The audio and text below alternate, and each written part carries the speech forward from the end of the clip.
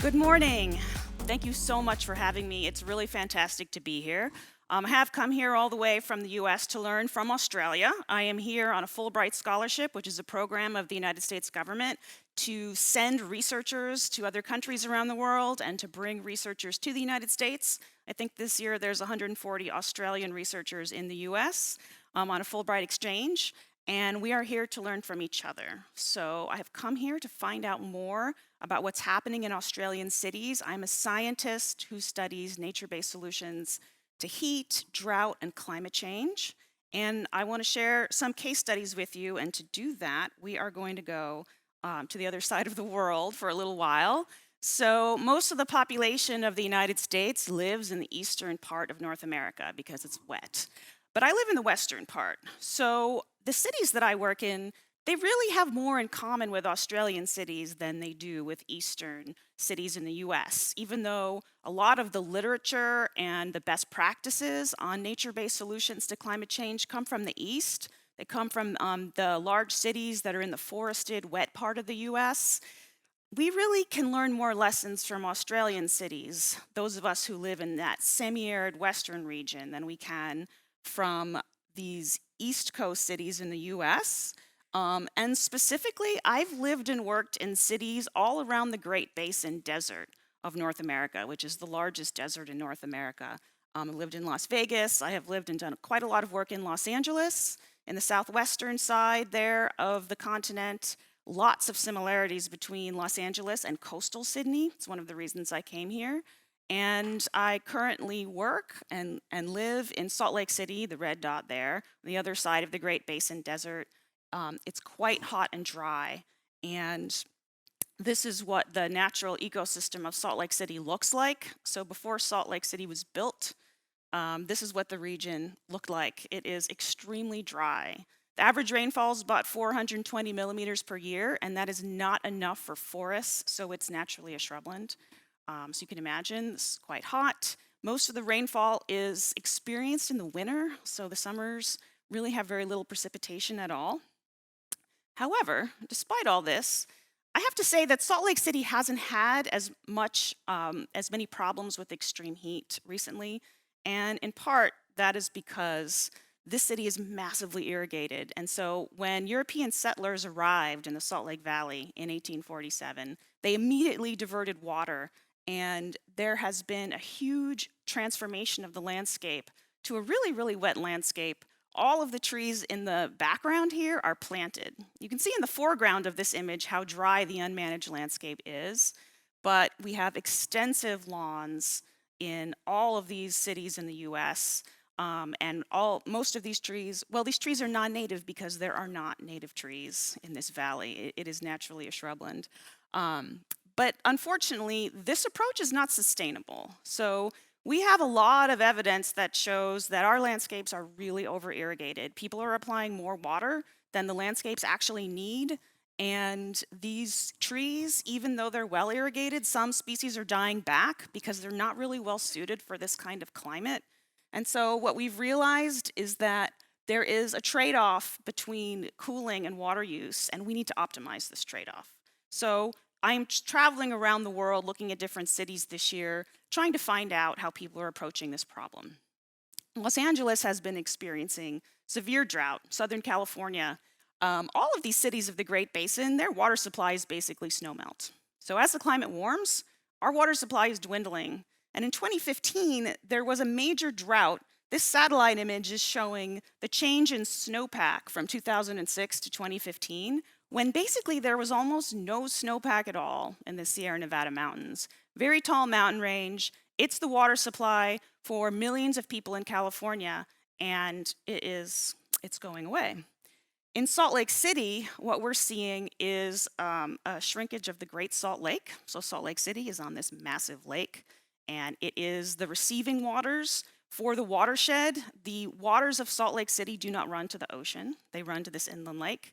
And it's drying up. And it's drying up not just because of lower precipitation and higher evaporation. It's drying up because we're diverting a lot of rainfall to irrigation. And that water would have gone into the lake. So researchers have shown that mismanagement of water is contributing to this problem. So we need a solution going forward that can optimize the resources that we have in the climates where we live. And so the strategies that I want to talk about today are these 4 strategies. And these are to use what we have to draw on the natural amenities that already exist in our landscapes, and to use local design themes, that is, to design for the climate and the ecosystem in which we live. Multifunctionality of landscapes, there's not much space in a lot of our cities for nature-based solutions to cooling and climate change. So we need these landscapes to do many things at the same time. We want them to cool, and we also want them to achieve other goals that we have. They might be to reduce energy consumption, for aesthetics, for social benefits, for recreation. And we need these landscapes to do all of these things at the same time. And then finally, I'm going to talk about the monitoring of these systems in many cases, and I'm going to show you cases where we are testing nature-based solutions that may not work because we're looking at new approaches, trying to solve problems that haven't been solved before. And when we're in this kind of experimental mode, implementing nature-based solutions, then we need to really carefully monitor the outcomes and use what we've learned in an adaptive planning process so we can quickly transfer that knowledge to the next project, because we don't have a lot of time to wait to learn about one project 10 years down the road. We need to monitor, monitor the outcome of one project and immediately transfer knowledge to the next project. And these ideas are not new at all. These are old ideas. And so pretty much everything that I'm going to tell you today, it was very well described by the landscape architect Ian McHarg in his seminal book, Design with Nature. This book is from 1969, and he was a Scottish landscape architect. He was trained at Harvard and taught at the University of Pennsylvania. And he, even back in the 60s, put together highly interdisciplinary teams of designers, of landscape architects, of different kinds of scientists and ecologists to find design solutions to environmental problems. And the approaches that he used have transformed our tools in science, in geography, and in design. He carefully mapped different features of the landscapes and looked at these maps in layers, and this became the basis of GIS. And his site assessments prior to design projects became the basis for environmental impact assessments. And so a lot of his projects had to do with water, carefully looking at the natural water flows of landscapes, looking at where wetlands were located, looking at the infiltration rates of soils, looking at where different vegetation types were located. And these projects at the time were not specifically designed for cooling. And yet today, the neighborhoods that he designed have been shown to be several degrees cooler than the surrounding landscapes. And so we know that vegetation and green infrastructure and blue infrastructure provides cooling benefits. Obviously, open bodies of water provide evaporative cooling, and vegetation is so key for evaporative cooling because the surface layer of the soil very quickly dries out. But the deeper vegetation is rooted, the more it can pump water from the deep soil into the atmosphere for additional evaporative cooling. And for this reason, trees are extremely important. They're deeply rooted. And of course, they also provide shade. And in a lot of projects, the shading effect can be the most important effect for improving human thermal comfort. So there is a place on the landscape where you find all these features together at the same time. You have water bodies, you have trees, you have shading, you have evaporative cooling, and those are riparian areas, the forests that grow along waterways. So the case study that I'm going to talk to you today is one that I'm very excited about, and it starts with this particular stream, which flows right behind my office in a highly protected natural area. And this stream is called Butte Creek, and it has open water, and it has trees. It's the coolest part of the landscape. And I didn't pay a whole lot of attention to this creek for many years while I worked at the University of Utah, I have to confess. And it was brought to my attention by my colleague, Professor Jim Elringer. He is shown here in this picture with a group of students. And he tasked the students with taking a look at this creek and looking at a lot of its functions, its ecological functions, but also the social dimensions of the creek. So the students did a project, which they designed themselves, where they surveyed the campus community and they asked them, does this creek pass through our campus? Does it pass through the University of Utah? And 40% of the respondents said no, or I don't know. And that's really striking because yes, the creek does pass through the campus and it passes above ground. It's not one of those creeks or waterways that's been piped underneath the campus. It's right there. You can see it, right? And so why is this? When I looked at this, I was really struck by how this is a design problem. And this was when I really became interested in urban design, because the problem with this creek, well, there's nothing wrong with the creek, but the problem is the interface between the creek and the built environment. And when this campus was developed in the 1960s, the buildings were built to face away from the creek. And there are no roads leading to it. There are no paths. There are no access points. And people are kept away. Really, the creek is just used as a receptacle for stormwater discharge.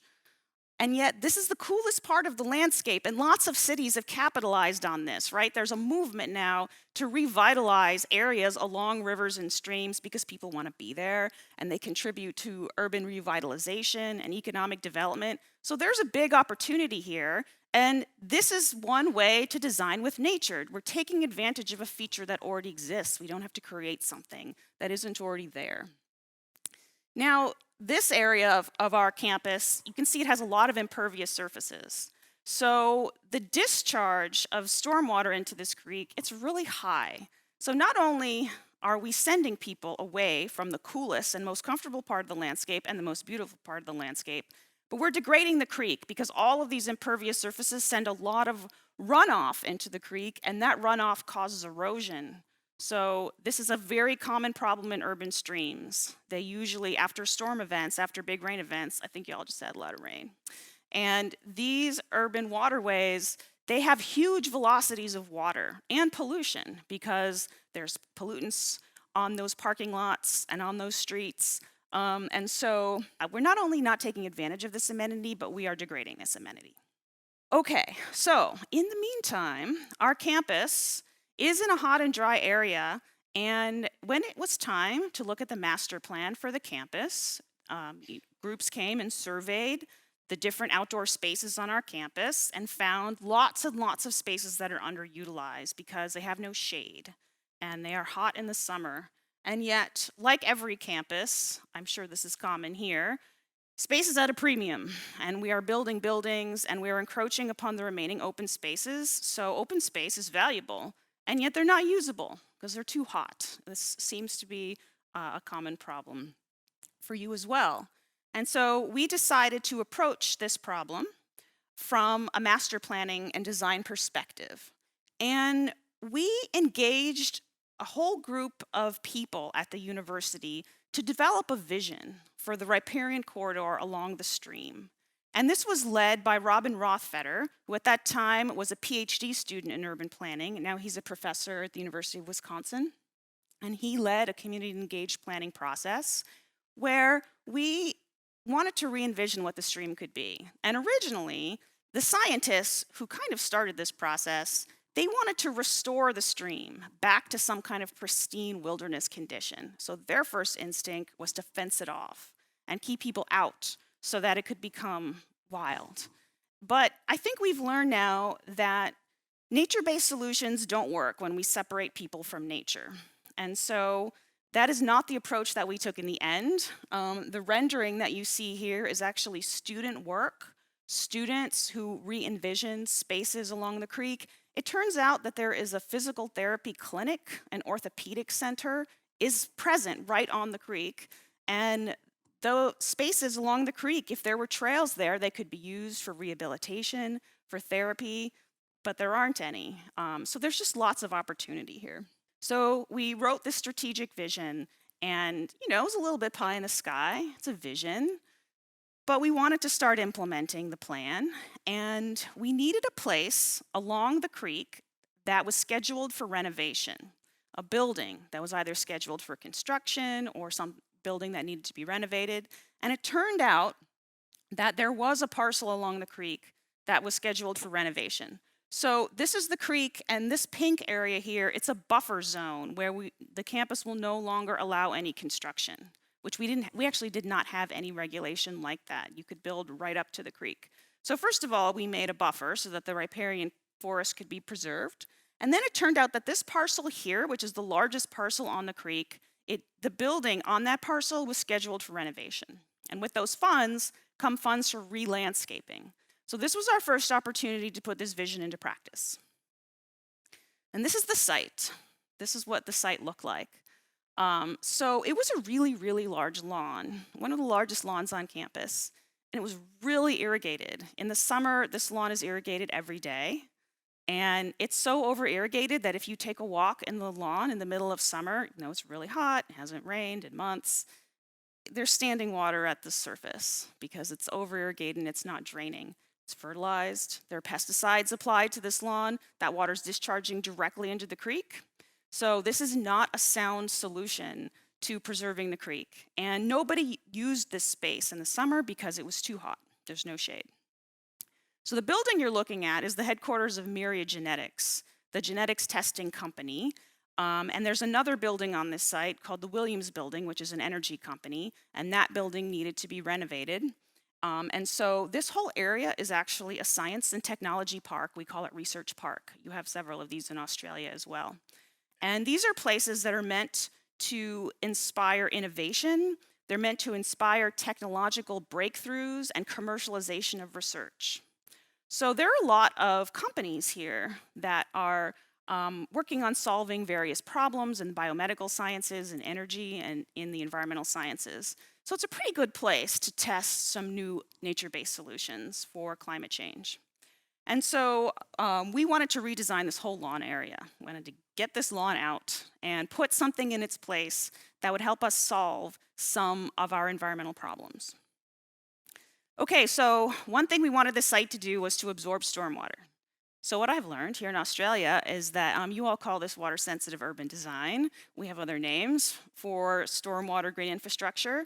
And the problem where I live is that water-sensitive urban designs, they're lacking a very successful approach to optimizing the water problem, in that these designs are either really, really devoid of vegetation. They're really rocky, like this one at my university, which is not very good for cooling. Obviously, it's going to contribute to heating. Also, it's not aesthetically pleasing, and people don't really like these rockscapes. Or we have green infrastructure like this one. This is a very famous green roof on the roof of the church conference center, and it's beautiful. It's green, and it's planted with a lot of native grasses, but it's irrigated really, really frequently. So the challenge is to find vegetation that can withstand the summer drought without a lot of irrigation, so that we're saving water and we're also optimizing cooling. And we don't really have a very good design for the Great Basin Desert region of the US that provides all those functions. Even though that region is really large, a lot of the designs that we use come from the wet part of the US. So this is a bioswale design that is optimized for the Chesapeake Bay region of the United States. There's a big literature on green infrastructure of the Chesapeake Bay. A lot of researchers have studied it, but that area is really wet, and so these systems are really shallowly rooted. Our native vegetation, because one might think, the solution to this problem is to simply plant the vegetation that's native, right?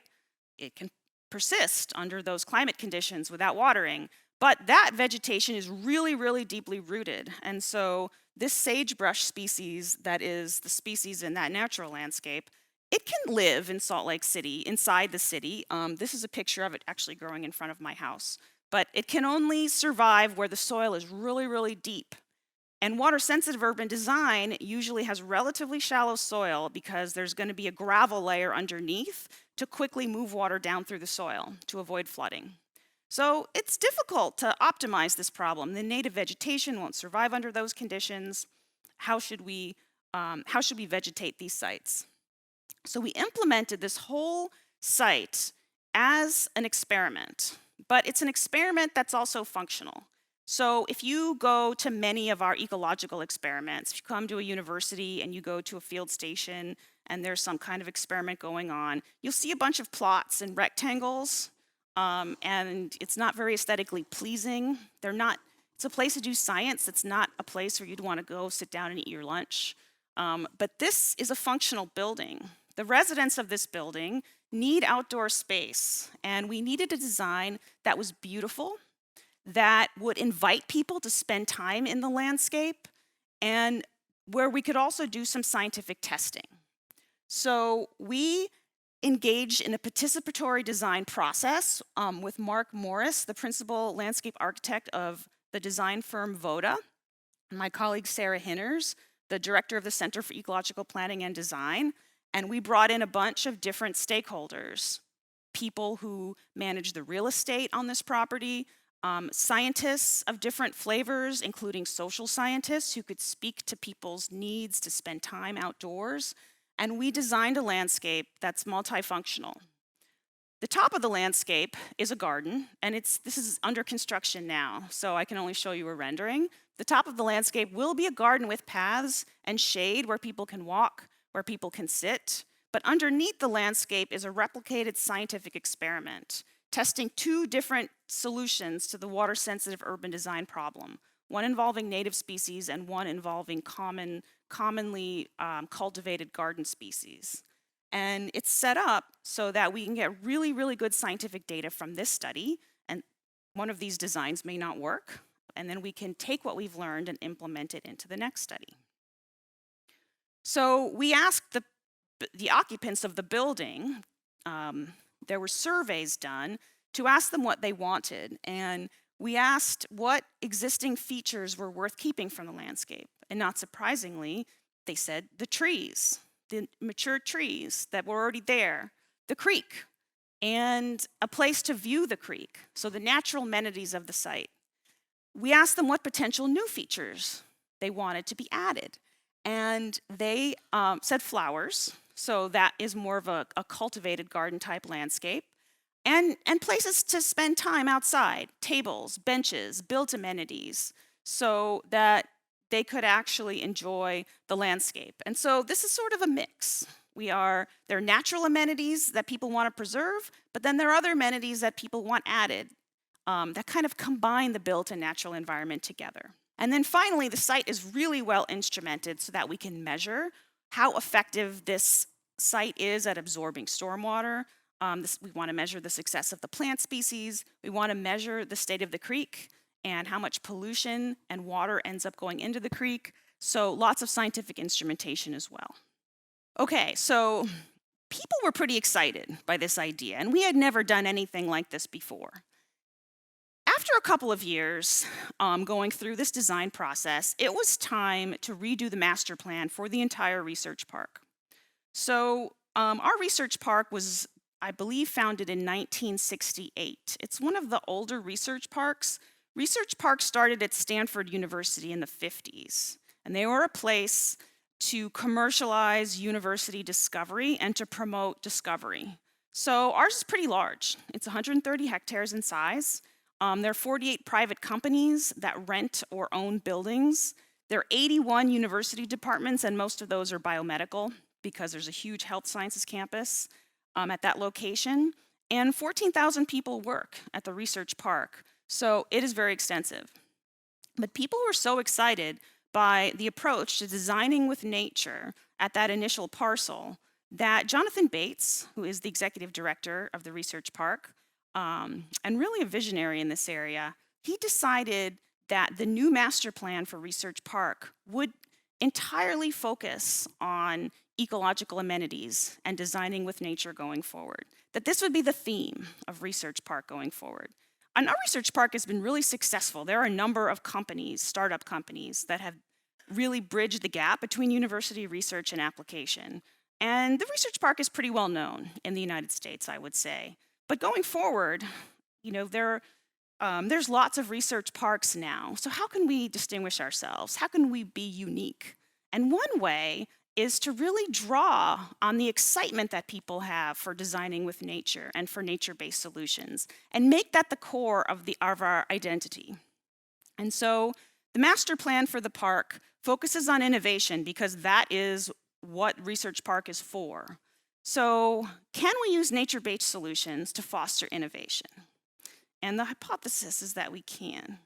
So the ecological framework of this master plan is intended to do a number of things beyond cooling and beyond climate change mitigation. In addition to that, if we can use cooling strategies to bring people outside and to bring them together to connect different places with active transportation, then we can combine an ecological framework with an innovation framework. So the ecological framework has several dimensions to it. One is to protect the natural landscape that still remains. And those natural foothills behind the research park are a major viewshed, and they need to be managed and they need to be preserved. And those foothills are prone to fire, as your ecosystems are as well. So careful management of the remaining natural landscape and preserving and putting into place the plan for revitalizing the creek that runs along the research park. In addition to implementing the strategic plan for the creek, people were so excited by the new vision for the creek that they have now decided to daylight a creek that is buried underneath Research Park. So this Colorado stream really is a stream that none of us knew existed because it is buried in a pipe. And the idea now is to bring it to the surface. And now we'll add another riparian corridor. And this is going to be the place where we're going to get the most bang for our buck in cooling strategies, right? Because it's got blue infrastructure, it's got trees, it's got shading, it's got evaporative cooling. The plan is also to put more water-sensitive urban design along all of the streets along the research park. And then at the center of all this, to have all of these transportation corridors, including new active transportation corridors, including new trails and bike paths along these streams, to create a new center of the research park that will be its ecological heart, a new green space that will be the center of connectivity for people. And then finally, this connective network. I want to talk about active transportation a little bit because I'm really interested in nature-based solutions that combine climate adaptation with climate mitigation. And the great thing about cooling strategies is that you can do these at the same time, because when it's too hot for people to use active transportation, they can't be outside to walk, to bike, to wait for the bus, then we're just forcing people to drive their cars. So when cooling strategies that are adapting to a warming climate can also save energy. And those are the features that I think are really exciting. When we plant trees around buildings and we can lower the air temperature of buildings, we can reduce the energy use for air conditioning. And so we're not just dealing with climate change, not just dealing with extreme heat, but we're avoiding future climate change. We're actually doing something to make a difference in climate change. And this is where I think combining nature-based solutions with connectivity is really key. Okay, so I'm just going to sum up here that in a lot of these projects, we should look for the natural amenities that we have. I mean, it's almost always going to be efficient and cost-effective to work with what you've got, rather than completely redesigning a landscape from scratch. And Ian McHarg showed this decades ago. His designs were cost-efficient. Instead of building new water infrastructure, he worked with water flows that already existed. And these natural amenities, they can be tuned to local design themes. In the Great Basin Desert, there really wasn't a lot of attention paid to creating design themes, assemblages of plants, a sense of place connected to the Great Basin. People kept importing design themes from other places, but people get really excited when they are connected to the local ecosystem in which they live. And this is part of multifunctionality, is that these designs, they can cool, they can provide climate benefits, and they can inspire. And the idea of nature as inspiration has really, I think, revitalized the whole idea of our research park and the whole idea of economic development, actually. So the monitoring and adaptive planning portion of these projects, I would say, is newer. And that is something that if you go back to the original Designing with Nature concept, there wasn't enough monitoring of the outcomes of those projects. People are now going back to the developments that Ian McHarg designed decades ago and finding that they're really functional. And we would have learned a lot faster had we done that monitoring at the outset. And so these collaborations between different kinds of scientists, different kinds of researchers, both natural scientists and social scientists and designers, are the way that we can gain this knowledge quickly enough to cope with these changes that are coming that are really fast. Okay, so the master plan for Research Park is on the web. This is the URL. It is open for public comment. You could actually read the master plan and comment on it. And I think that they would be surprised to see comments from here, from Australia, but they would be pleasantly surprised. So check out the plan. I would love to talk to you all for the rest of today. I will be here all day, and you can also reach me here by my email, and I look forward to meeting all of you. Thank you very much.